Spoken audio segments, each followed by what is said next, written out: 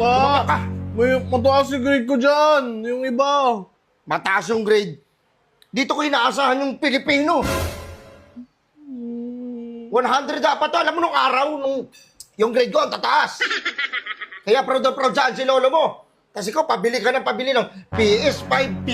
Ay, nako. 75 lang naman yung passing grade ah.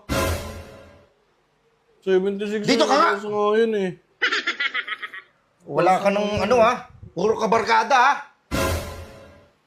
Tapos magpapabili ka. Ang lakas ng loob mo magpapabili sa akin ng cellphone. Ang search yun eh.